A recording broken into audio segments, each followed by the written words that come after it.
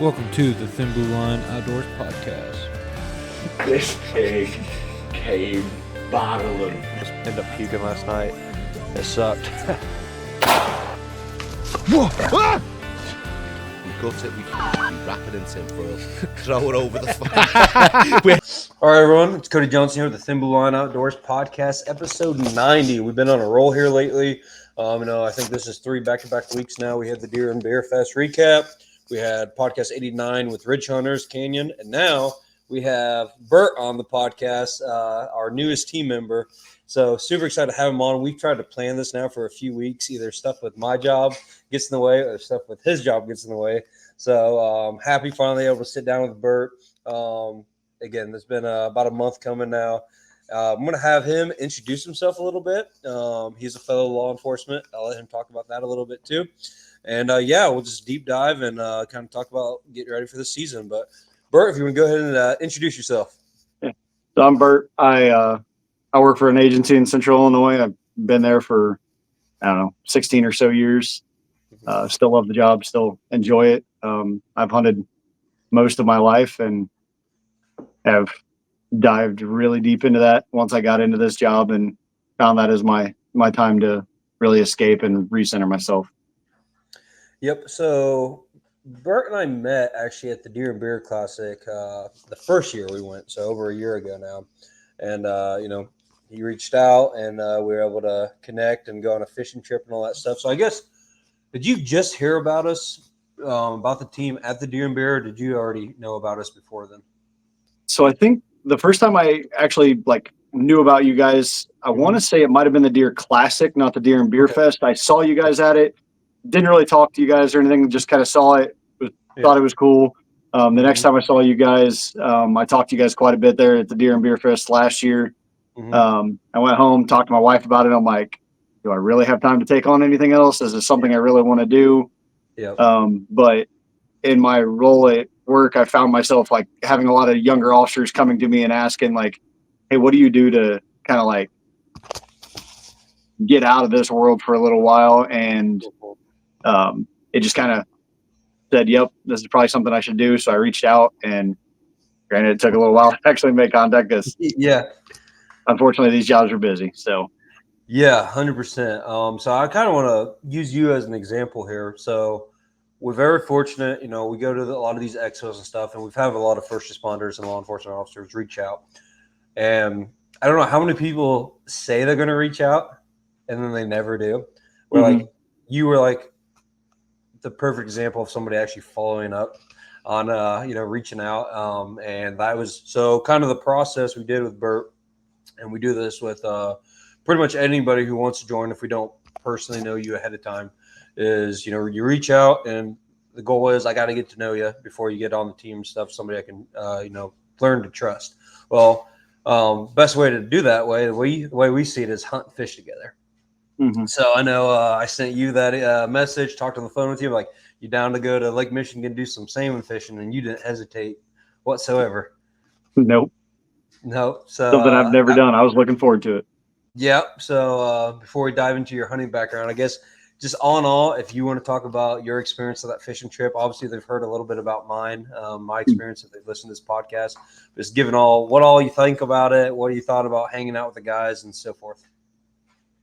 So it was an absolute blast. I've never been salmon fishing before. I've never been on a chartered fishing trip before. I grew up bass fishing, catfish fishing, and small ponds and that around local farmers areas and that, but I've never been on Lake Michigan. I've definitely never fished Lake Michigan, and I've never been salmon fishing or anything like that. So that was a whole new experience that I was looking forward to. And then being able to meet the team, I knew you, I knew Nate, I had, watched some of the other podcasts, listened to some of the other stuff. So I knew of some of the other guys, but I didn't know any of them. So it was something I was really looking forward to when we got out there and getting to know the guys, and even finding out that to having connections with people that I didn't even realize we had connections, and we had been to training together and didn't realize it and stuff like that was pretty awesome. And then with Bahama Breeze, they did a phenomenal job. Their knowledge of that area and being able to put us on fish at first light and being able to fill us up in 2.5 hours was insane. Literally, my arms were worn out from reeling fishing, and that's never a bad thing. Oh yeah, I agree. I was not expecting that. Yeah, no, my kids have been enjoying the fresh salmon too. So I was going to ask you, have you cooked anything up yet? yeah, we've gone through. I've gone through about half of what we had, so I'm I'm gonna have to save some because I want to be able to smoke some over this winter. But Yep. So what's your go to? How you been cooking it? most of the time it's just baked with lemon and onion, and we tried some of that Hunt One, their fish sauce or fish spread from Deer and Beer. Yep. Just tried some of that, and that worked really well on it. So Gotcha. Yeah. Yeah, I made some salmon cakes one day, and yeah, it's been good. It's good. Yeah. Good fish. So yeah, salmon no. cake. Now you're making me hungry.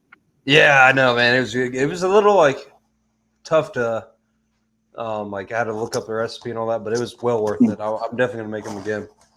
No, so one thing I was super excited about, you and John, who joined the team this year, like you guys jumped in right with us, like right part of the crew, giving each other shit right off the bat, having a good time. Like you guys definitely fit the crew, the mold, because we don't take ourselves seriously at all. I think you agree with that statement. We like to have a good time, and that's what this is all about. And that definitely showed at that show. But if you want to, I guess, kind of talk about your hunting background a little bit more in depth. I know, obviously, we can see behind you, big whitetail hunter. So you want to talk about like how long you've been hunting, and is that your biggest buck there? That is not. That is my first. That is the one that solidified me in bow hunting. Ooh, so that was actually my first buck with a bow, and solidified my love of bow hunting for sure. All right, so how about you deep dive a little bit in your hunting background, and then end it with telling us that story of that buck. Sounds good. I grew up fairly lower middle class. Didn't have a lot of money. We hunted and fished for our food. Grew up. My dad would always go. He took me out squirrel hunting to start off with, into rabbit hunting. When I turned 11, he started taking me out deer hunting and stuff like that, allowing me to hunt, buy my own tags and be out there and hunt. It actually took me 3 years to get my first deer. I didn't shoot a deer till I was till 94. I was 13. But I just being out and being able to experience the wildlife, even at that age, like being able to sit in the stand, watching deer walk by, watching the squirrels play, as annoying as they are during deer season, watching different wildlife just mess around, watching the coons come out at night, watching the possums scavenge around, being able to watch that just at such an early age, and then knowing what it was doing for our family just kind of like brought it full circle for me. I continued to do it my entire career. I never missed a hunting season until 2004. I deployed for the military, and I missed the 2004, 2005 hunting seasons. I came back with 2 weeks left in the 2005 to 2006 hunting season. My dad had an old recurve bow. I took it out, bought a tag. I'm like, there's 2 weeks left of deer season. I'm going to go ahead and go out and try to get something. I shot a doe that year. That was my first time ever bow hunting. I was like, hey, this is something, this is pretty interesting, trying to do this. So I went, invested in a bow, started doing the whole thing, and just fell in love with it. Being able to, up to that point, I had been nothing but a gun hunter. So I had only hunted the 2 weekends of shotgun season, maybe the late season if we had it. And you're always listening to the gunshots. You've got a ton of people in the woods. There's a lot of activity. Deer aren't moving quite as much because of all that pressure. And being able to get out there and bow hunting, just really that was just a whole nother world. And I fell in love with it, and I haven't looked back. I still dedicate a majority of my time. I dedicate the first shotgun season for more out of nostalgia than anything, but I spent a majority of my time in a stand just bow hunting, and I'm kind of picky when it comes to bow hunting on what I shoot. With shotgun, it's kind of like I'm going to fill the tag. I'm going to get the meat for the family, but I really enjoy doing it.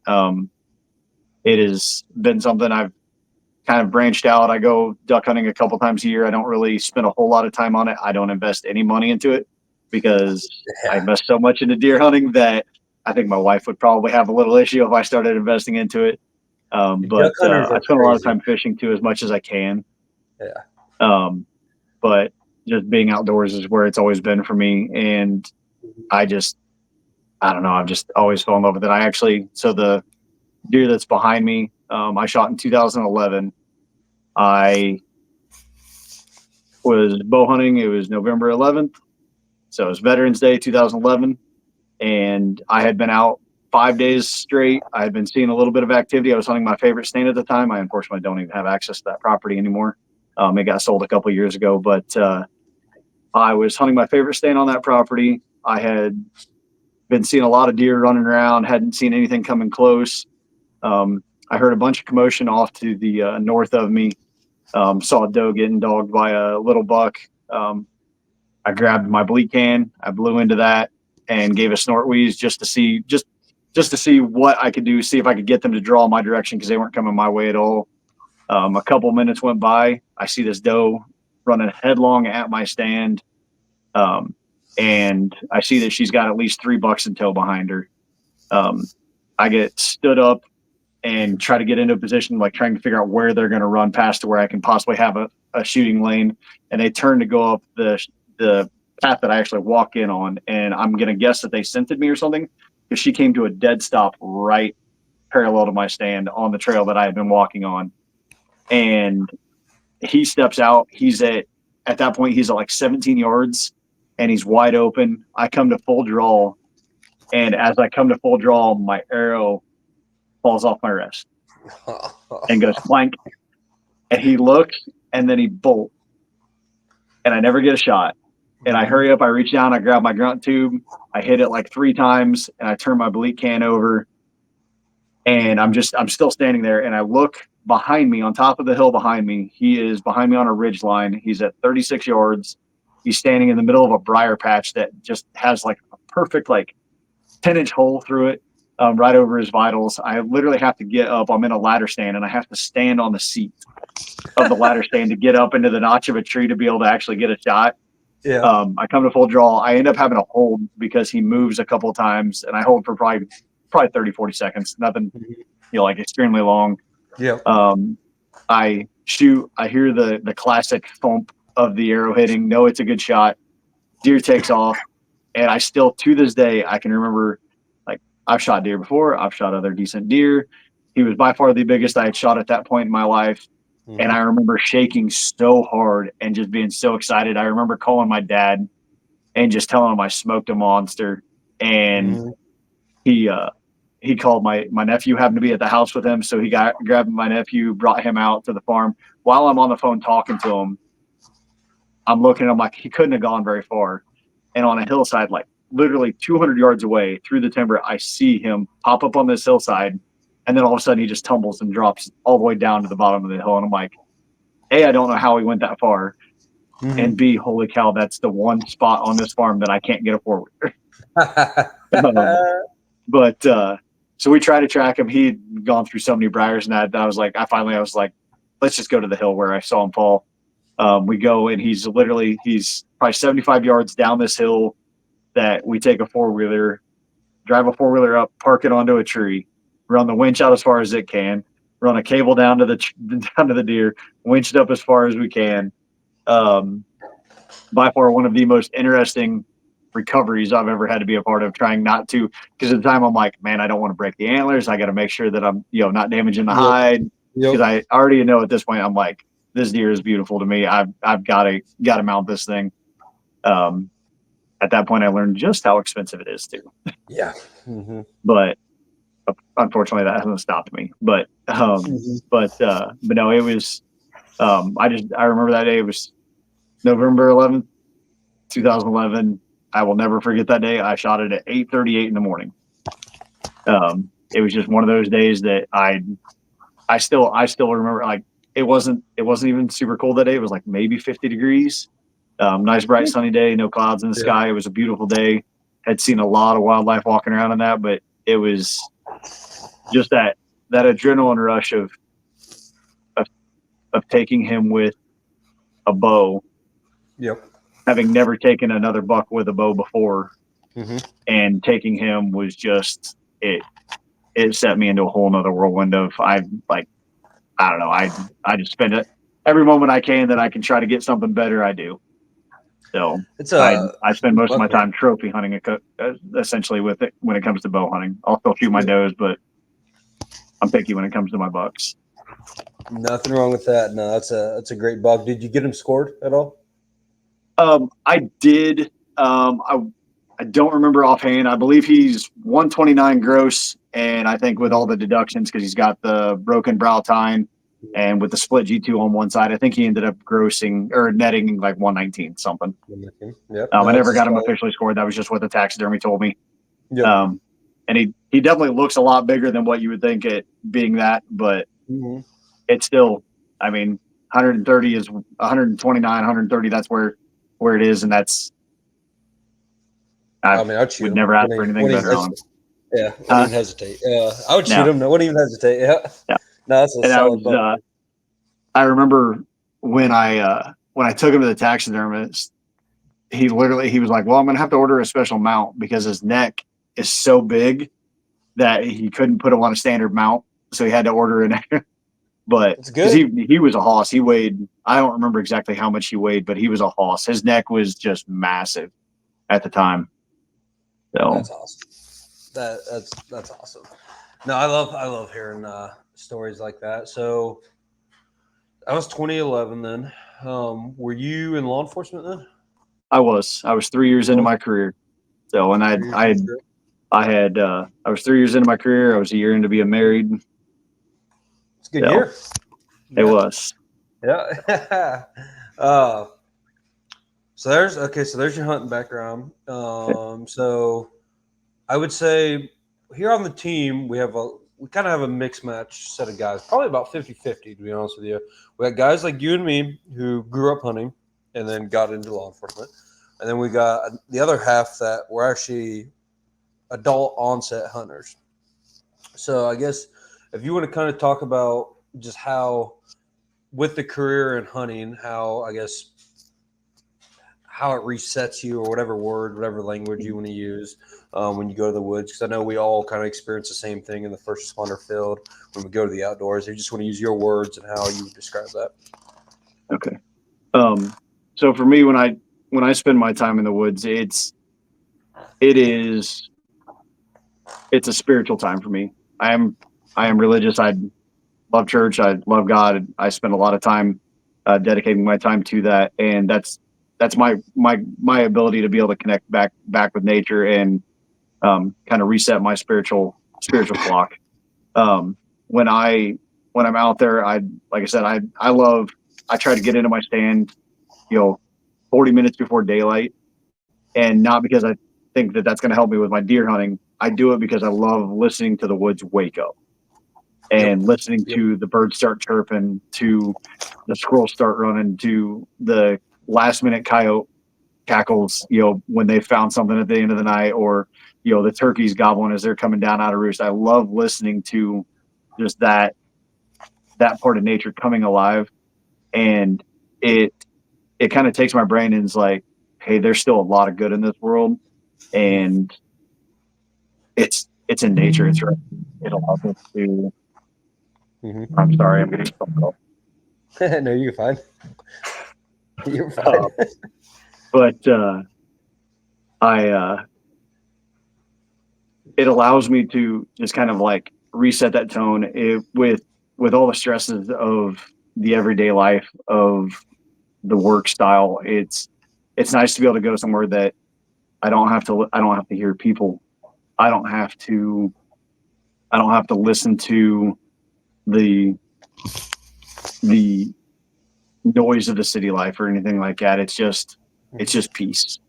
And that tranquility that comes with just being in the woods and just listening to that and watching nature be itself, watching their societies move around each other and how they interact.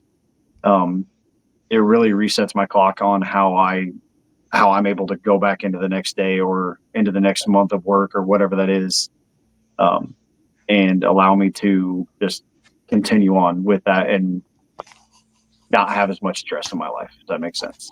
Yeah, no, 100%. I agree with you. Like I said, I think we're lucky that you and I, like, we already had this when we got into law enforcement. Nate, my buddy Nate.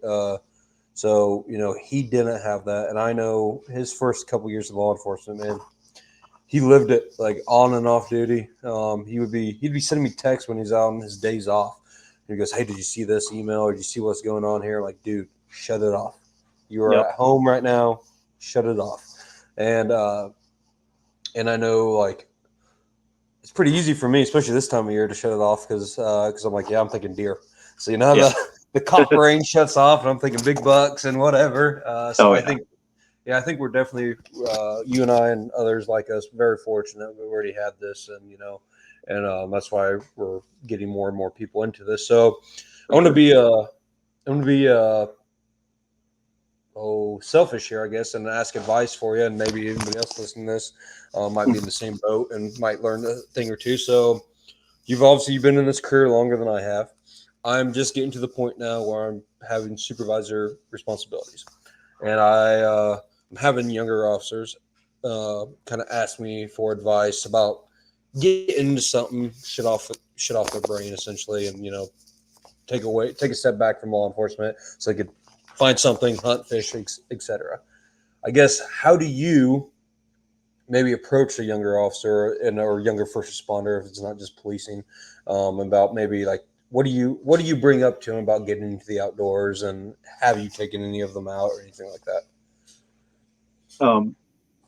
Most of the time when I'm on calls for service, if I see an officer that I can tell the call has bothered them in some way, or if I'm seeing those effects, a couple days later or something like that, I take the time.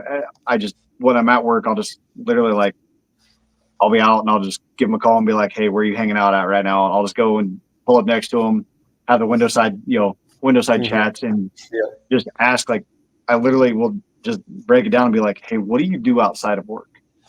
What do you do for fun? What do you spend your time doing? Are you going to the bars?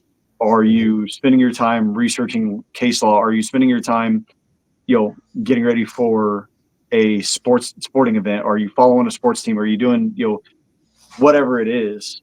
And trying to figure out if they're actually doing something, or if they're, "Oh, hey, yeah, I go hang out with the same 5 guys that I work with every night, and we go hit this bar and we hang out for 6 hours and we talk about everything that happened throughout the week." And there's times that's good, and that's good for a lot of people, but you're not disconnecting from work. You're not resetting that clock at that point. And we've talked, it's an astronomical number of officers that are 2, 3, 5 years into this career, and they're calling it quits because, we experience more than most people do anyway. Correct. And they hit their limit because they're not finding that way of releasing that tension ahead of time, even if it's going to talk to somebody, whatever. But so I've tried to be as proactive as I can with the officers that I'm specifically supervising on, making sure that they're seeking something outside. Everybody that I work with knows that I hunt. They also know that pretty much every November they're lucky if they see me outside of training days. Yep. Because I take almost all of my vacation time. I've got a big family, and we still do a trip, but I still dedicate almost all of my time to that late October, November timeframe, spending as much time in the woods. And I don't necessarily spend it all in the woods. I still, like, I may take 2 weeks off in a row, and I'll spend 2 or 3 days in the woods. I'll come home, spend a couple days with my family, go back, spend 2 or 3 days. I take my kids out. I've got 4 kids.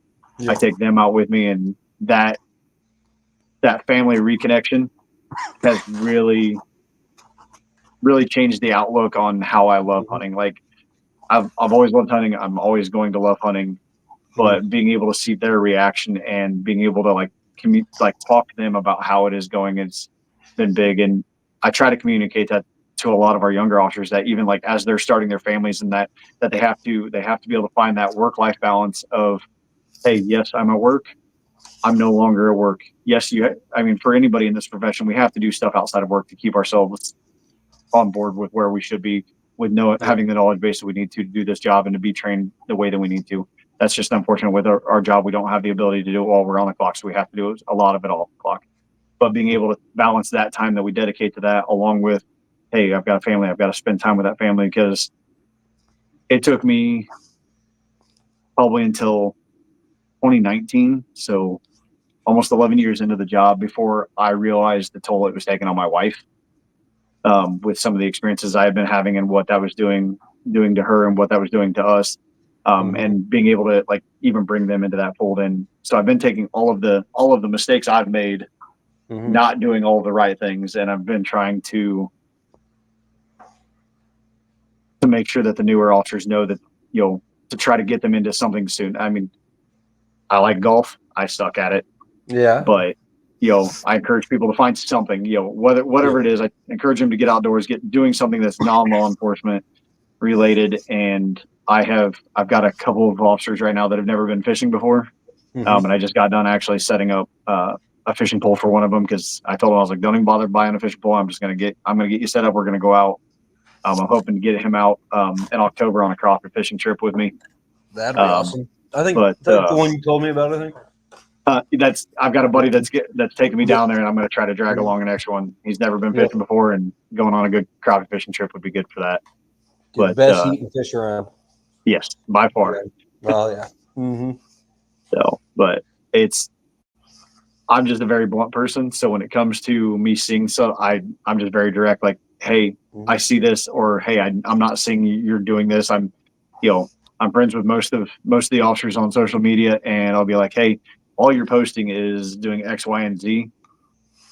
And then you're coming into our first day of work and you're exhausted. You're not coming in from our days off. And I know that, we don't get it. We never have enough days off. It doesn't matter what we do. We're never going to have enough days off. But if you're coming in and you're in that mindset of just, man, why am I even here? Then you're not finding that reset and trying to, and encouraging them to find something to reset. And so, I don't know, I have a couple officers that come in almost every day and ask for different hunting stories or something like that, or just want to talk about how to get into it. I don't hunt anywhere near where I work, so I don't have the ability to just like, hey, we're going to pop to the farm and I can take them out and hunt. But we've been talking a lot about the public land that's around me and getting people out there, and been doing some scouting to try to get a couple of people out onto some public land later this fall. Awesome. Nearby. Awesome.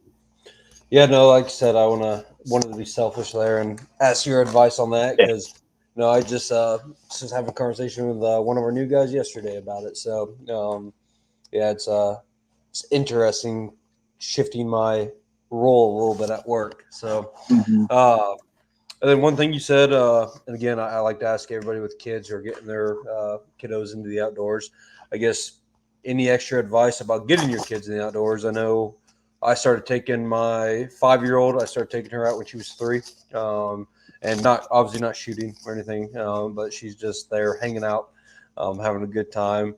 I guess you have any advice for getting kiddos into the outdoors? Patience.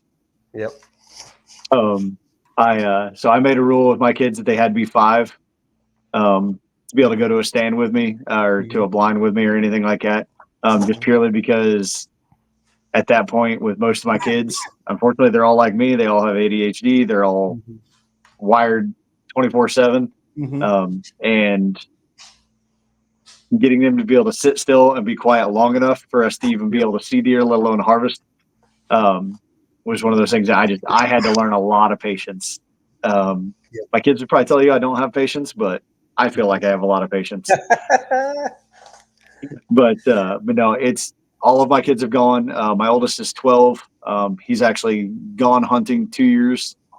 Hasn't harvested anything. I encountered an interesting scenario for me.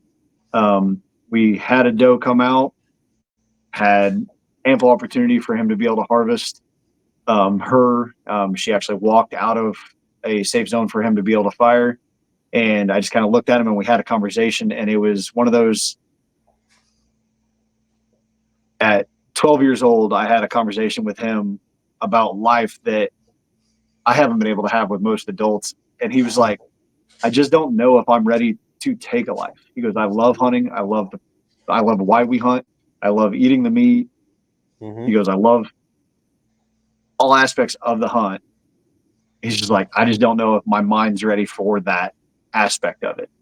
Mhm. And he looked at me, he's like, I don't want you to be mad at me. And I'm like, Mhm. and it was hard to to switch my brain and be like, I'm not mad at you. Like, for you to be able to make that decision and understand, like, hey, all of these things, like that's a huge decision for a 12-year-old to be like, hey, I don't think this is what I'm ready. My mind's not ready for that yet. And I've harvested deer with all four of my kids have seen me harvest deer. They've been there for all parts of it. They typically hold the legs for me so I can do the field dressing, so I don't have to do that while I'm field dressing. And I looked at him and I'm like, so you don't have anything against hunting? He's like, no, I love hunting. He goes, I love coming out here. He spends the most time out with me than out of any of my kids. And I'm like, so if I were to harvest the deer right now, you would? And he goes, no, I'd be tickled. And I went, cool. Can I borrow your gun? Because I had the tag and there were still deer in the field. Yeah. And so I harvested a deer like maybe a minute or two after we had that conversation. And his face, like his demeanor had completely changed. Like he went from worried and like thinking that I was going to be upset with him to elated. And he's been there. He actually, in 2019, I had an incredible year. I harvested two bucks back to back that would make the books. And he was with me on my second one. They were literally like 7 days apart, 6 days apart, something like that. I harvested one with a bow, one with a gun. And that's still one of my favorite pictures of all time is him. He found my deer before I got to it. And I walked around the corner of a tree and he's just standing there with both hands up in the air cheering that he found this deer. And it's being able to experience stuff like that with my kids has just it's just a whole nother level of being out. And I talk about the peace and like I have days that I specifically dedicate to, hey, I'm not taking kids. I'm going to be gone for a couple days. I'm out. It's just me. And I spend that time out there and that's my time. And then I always make sure I get my kids out there for at least one trip a year with me where they get to go out. And I typically will save a tag and make sure that I harvest something with them so that they're not just sitting out there. And that's been, I don't know, that's another one of those facets of life that it's just another cog in that wheel of hunting and what it brings to me and brings to my soul as far as resetting and being able to continue on with what I'm doing.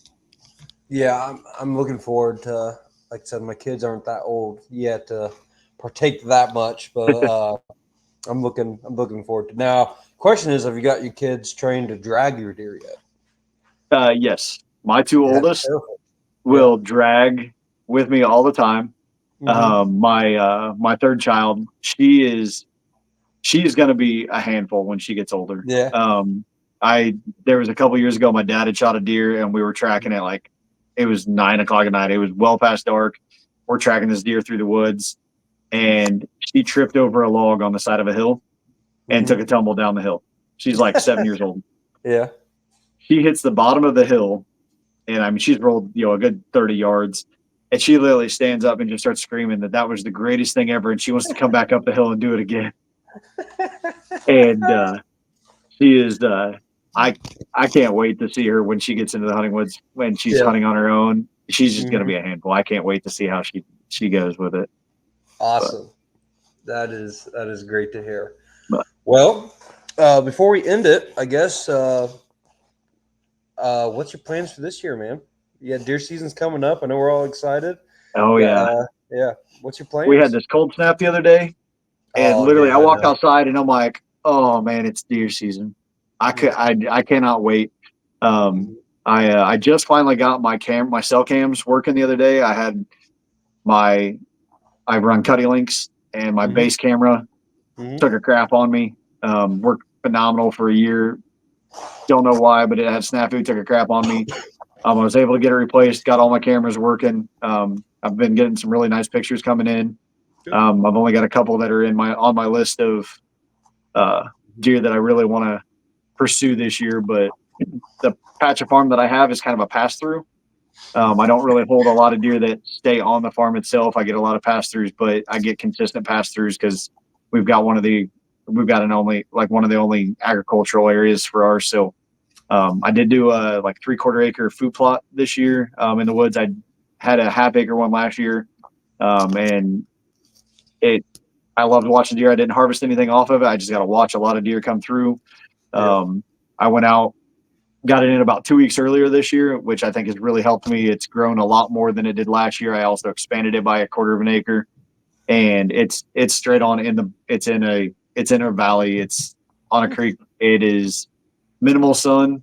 I threw like 3 different kinds of clover, some ryegrass, some wheat, some peas in there. And then I topped it off with some turnips and radishes, just to give you something for that late season.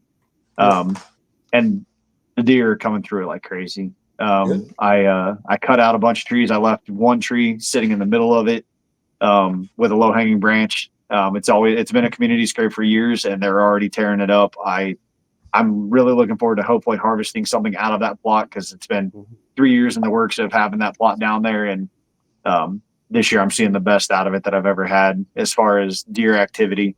It's one of those that I'm always guaranteed to see stuff through there, but I just haven't had the luck of harvesting a mature buck down there. I've harvested plenty of does, but haven't gotten a buck out of there yet. Lots of coyotes. For some reason, that's coyote corridor too. So I love that. The one thing I love about any hunt, if you're out hunting anything, doesn't matter what it is, you see a coyote, hey, I'm coyote hunting now. So, but I'm currently battling. I had my whole chicken flock was decimated by at least one single coyote. It might be a pair. We've only seen one. It's a younger coyote, and I got my rifle ready to go, and I've yet to catch him in the open. My wife, if she had a gun ready, she could have shot him several times now, but I can't catch him in the open. So, he knows when you're home, doesn't want to chance that, right? Oh, I know. My dog though, my lab, she's chased him out of the field or out of our yard twice now. Been on his butt, ready to chew him up. So she's doing good at least. But well, awesome, Burt. Again, I'm happy we're finally able to schedule this podcast. I know. Finally. Yeah, man. It was for the guys who are not listening, man. It felt like either I had something come up or he would have something come up. It was constant back and forth. So number one, glad to have you on the team, man. Like I said, you fit the mold perfectly. And it's been fun hanging out with you, especially on the salmon fishing trip. And then Deer and Beer Fest, man, you jumped in right with us and was selling merchandise and having a good time. So really enjoyed having you in the booth and stuff. And I'm looking forward to see you this deer season, part of the team, and just looking forward to us as a team growing and having a good deer season. I agree. I'm really looking forward to it. I'm looking forward to being able to get some new people out into the woods and get them experiencing what we experience every year. So 100%. That way I can hopefully start this trend more for them and change their generations. Yeah, thanks again, man. And like I said, before we end this podcast, guys, I always say be safe out there. It's kind of another thing I always end. But, we've had some critical incidents here in the nearby area here lately for law enforcement. So all my cop brethren out there who are listening to this, be safe, man. Keep your head on a swivel. It's a dangerous time we're living in right now. I don't think it's going to get any better anytime soon.